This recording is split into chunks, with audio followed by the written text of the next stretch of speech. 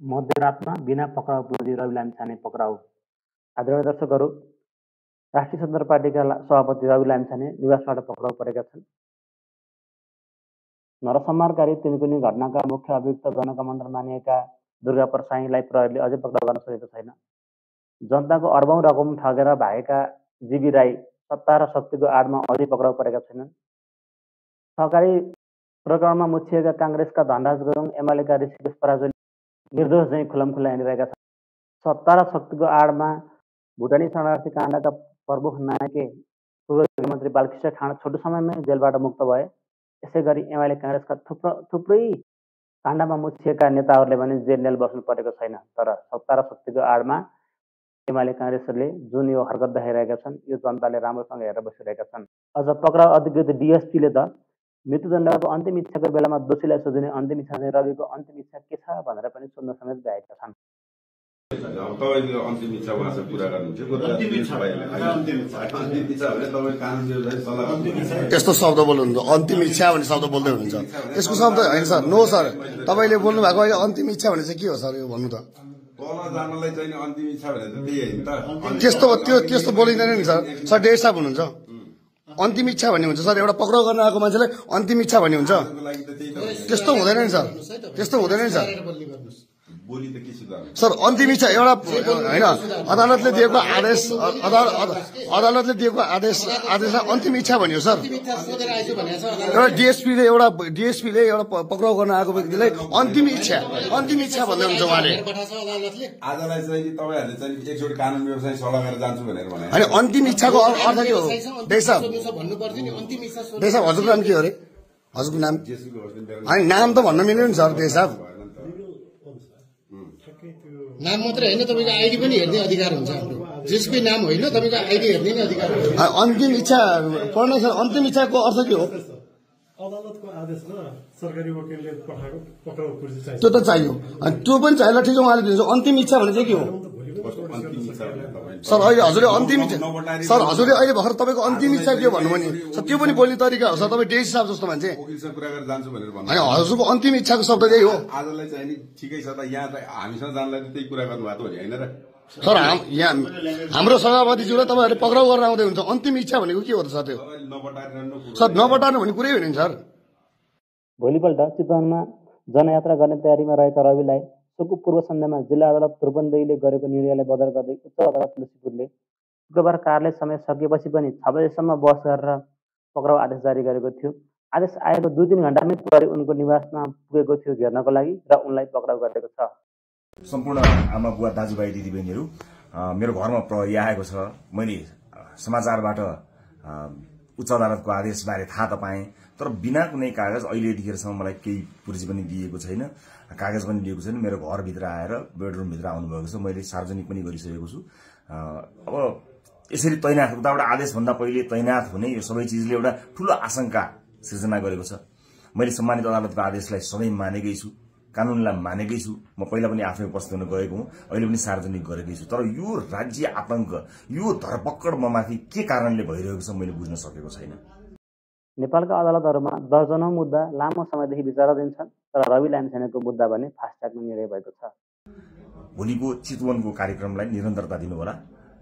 मलाई लागेको थियो म केही कुरा भन्छु भनेर, तर जुन तरिकाले अहिले यो सामान्य अभ्यासभन्दा पर गएर जबरजस्ती गर्ने कोसिस बिना कागज पत्र छ होला, ल्याउनु पनि हुन्छ होला, ल्याउन सकिने पनि थियो। त्यो लिएर आएर लैजान सकिन्थ्यो, भोलि ल्याउन सकिन्थ्यो। भरे पनि अझै कागज बोकीवरी प्रक्रिया मेरो लागि कुनै प्रक्रिया पूरा गर्न मानेको छैन। आतंकित बनाएर घरभित्र प्रहरी छिरेको छ।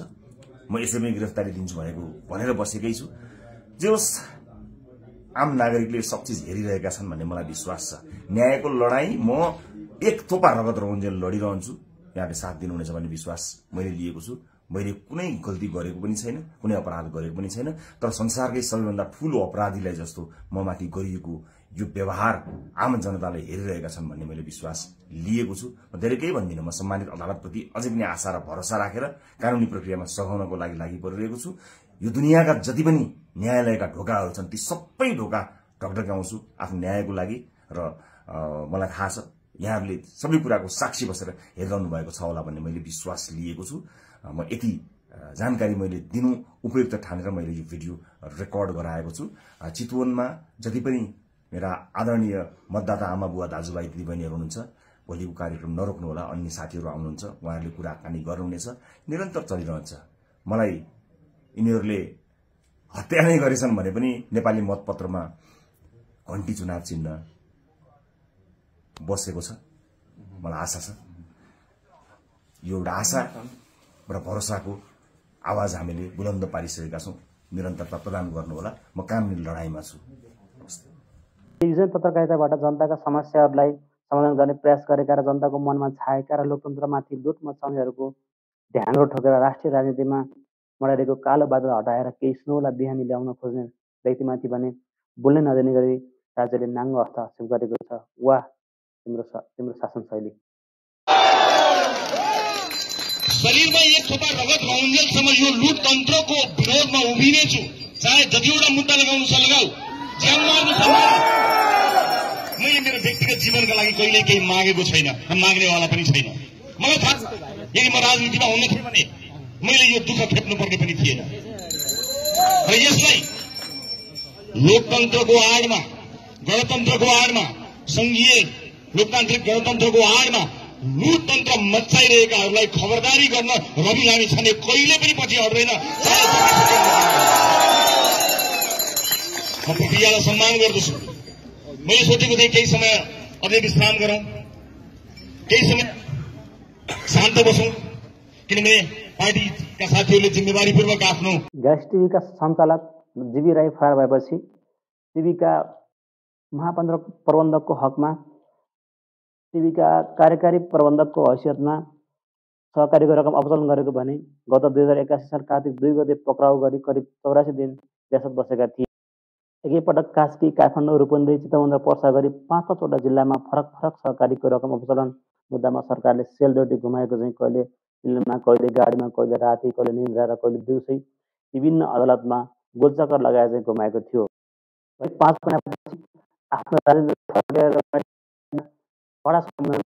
अन्तिम रगतमा रहने प्रण गरेका रवि लामिछानेलाई सरकारले जसरी भए पनि जेलमै कोचेर मुख थुन्न प्रयास गरेको जस्तो देखिन्छ। एकातर्फ गणतन्त्र आएपछिका 15 वर्षमा एमाले काङ्ग्रेस माओवादीहरूले सत्ताको भोग गरेर सत्ताको चरम दोहन र भ्रष्टाचार गरी देशलाई र जनतालाई चरम निराशाको बाटोतर्फ लगिरहेका छन्। र यसै सन्दर्भमा कतै राजतन्त्र नै ठिक थिएन कि भन्ने खालका आन्दोलनहरू पनि विकसित हुँदै गरेका छन् भने अर्कोतर्फ संहिताले ल्याए आर्थिक बोझले राज्य शिथिल हुँदै जाँदा कतै राज्य श्रीलङ्का पो हुने पो होइन कि हो कि भन्ने खालका प्रश्नहरू समेत उठिरहेका छन्। यसै परिस्थितिमा बालेन शाह, रवि लामिछाने जस्ता पात्रलाई विभिन्न बहानामा राज्यले दुःख दिँदै आइरहेको छ। यसै परिस्थितिमा जनताले भने यिनीहरूको साथ दिँदै आइरहेका छन्। तपाईहरूलाई चाहिँ के लाग्छ? कृपया प्रतिक्रिया दिन चाहिँ नभुल्नुहोला। धन्यवाद।